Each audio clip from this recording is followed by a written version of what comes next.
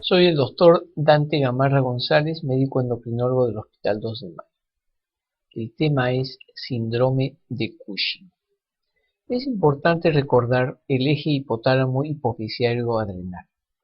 Recordar que este eje básicamente está determinado por el hipotálamo y que existen situaciones fisiológicas como el estrés que van a estimular al hipotálamo a la corticotropina, que va a ir hacia la glándula suprarrenal y va a producir corticoides. Pero recordar que en la glándula suprarrenal no solamente en la corteza se van a producir el cortisol, sino también otro tipo de hormonas, como los esteroides sexuales, las catecolaminas como la noradrenalina.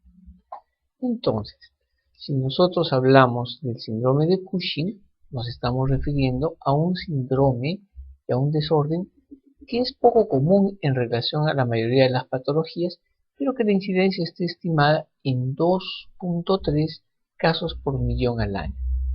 Es más frecuente en mujeres, de 3 a 10 casos en relación al varón.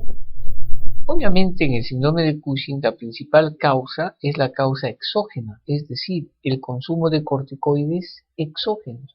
Sin embargo, en el síndrome de Cushing endógeno, es decir, por la producción propia de nuestro cuerpo de los corticoides, la causa más frecuente es la tumoración en la hipófisis, denominada en este caso enfermedad de Cushing.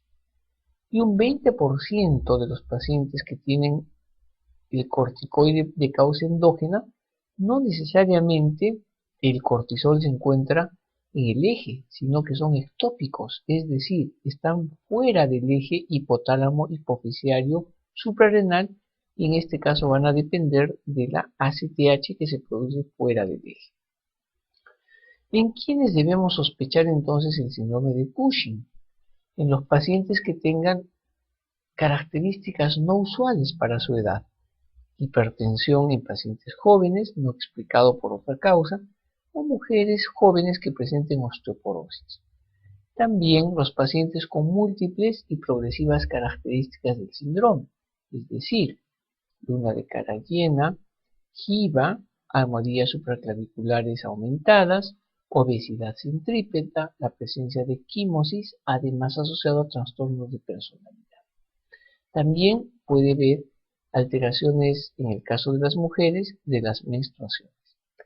En el caso de los niños, vamos a ver niños que van a tener un deterioro en cuanto al percentil de la talla, tienen aumento de peso. O también aquellos pacientes que tienen tumoraciones adrenales, pero básicamente por incidentalomas, es decir, por casualidad les pidieron algunos exámenes y se encontraron tumoraciones suprarrenales. En el cuadro o en la tabla 1, desde el punto de vista mundial, vamos a tener que las principales causas de síndrome de Cushing endógenos se van a clasificar en aquellos que dependen de la ACTH y en aquellos que son independientes de la ACTH. Recordar que la ACTH se produce en la hipófisis. 65% entonces del total de los Cushing se producen por un tumor en la hipófisis denominado enfermedad de Cushing. Un 7% son síndromes ectópicos, es decir, pueden estar en el bronquio, en el timo, en el páncreas o ser tumores carcinoides, o también un cáncer medular de la tiroides. También se ha visto cánceres ectópicos. Y los ACTH independientes son los que están fuera de la hipófisis. En este caso hablamos de la glándula suprarrenal.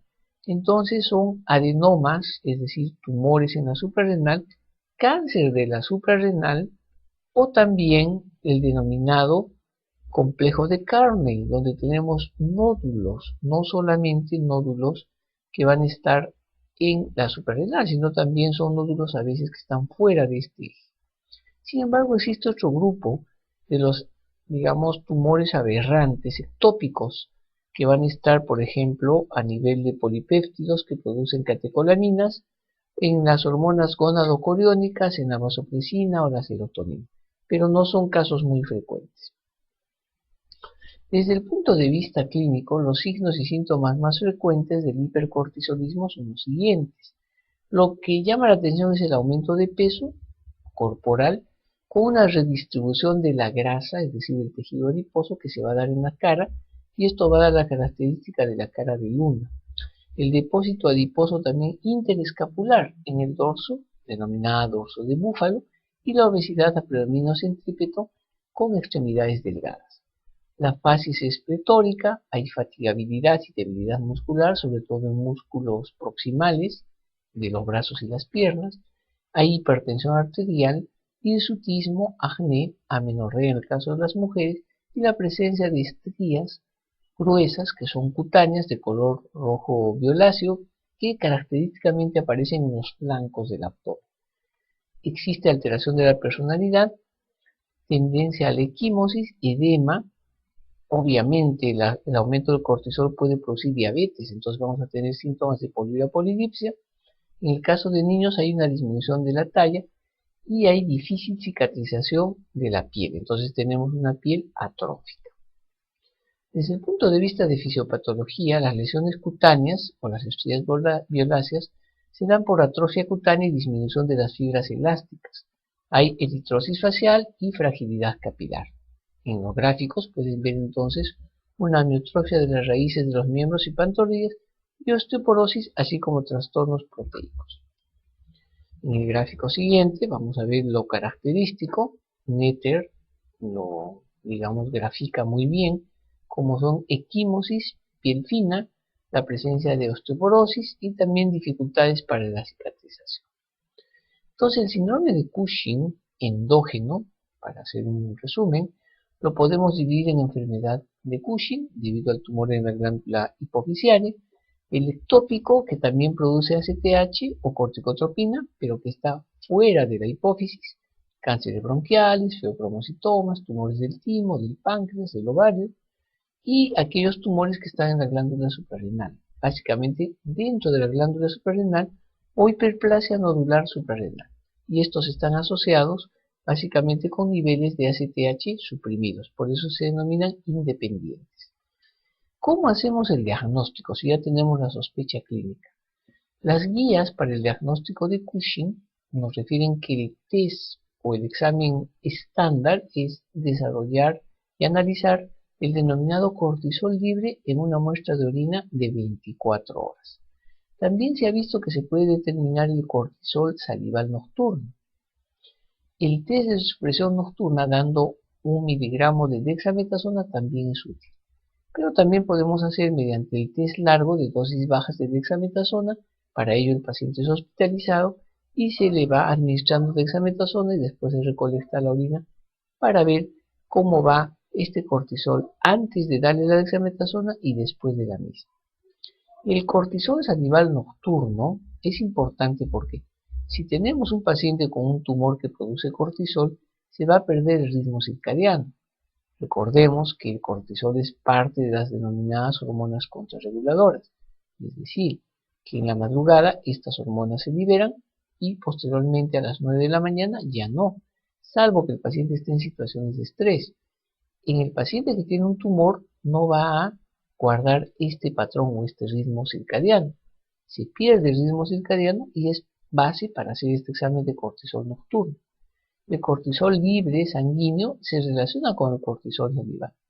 La concentración del cortisol salivar no está afectada porque haya mayor o menor saliva. Es un método valioso que se utiliza con mucha frecuencia en Estados Unidos y además se hacen por espectrometría, es decir, ya está validado y es el gold estándar para un país como Estados Unidos.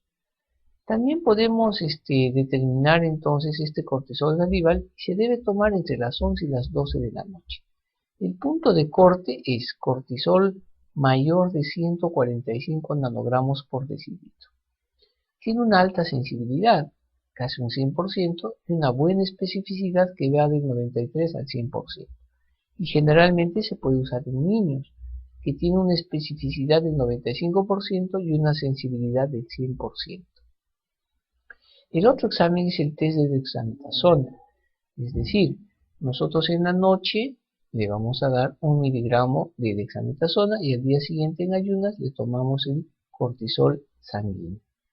Este test se basa fundamentalmente en el que en el síndrome de Cushing exógeno hay una falta de supresión cuando se administran bajas dosis de corticoides. Entonces le vamos a dar entre las 11 y 12 de la noche 1 miligramo de dexametasona y vamos a dosarle el cortisol que habíamos mencionado entre las 8 y 9 de la mañana. Se considera positivo cuando es más de 1.8 microgramos por decilitro. Cuando el punto de corte se eleva a 5, la especificidad aumenta a un 95%, pero hace que se clasifique como negativos más o menos el 15%. Este examen es a veces controversial en niños pediátricos, por consiguiente no está aprobado para que se haga en niños. Si nosotros ya entonces hemos determinado que efectivamente el paciente tiene un hipercortisolismo, es decir, cortisol libre en orina de 24 horas elevado, test del cortisol salival más de 145, cortisol más de 1.8 y más de 5, administrando dexametasona a las 11 de la noche, entonces se confirma que este paciente tiene hipercortisolismo endógeno. Entonces, ¿qué hacemos? Debemos de saber dónde está la ubicación. Por epidemiología sabemos que la principal causa es un tumor en la hipófisis. Entonces, en la hipófisis se produce la ACTH y debemos entonces dosar la ACTH plasmática. La muestra puede tomarse en cualquier momento, ya que la disminución nocturna del ACTH y el cortisol se han perdido, es decir, el ritmo circadiano, el síndrome de Cushing. Generalmente se toma en ayunas.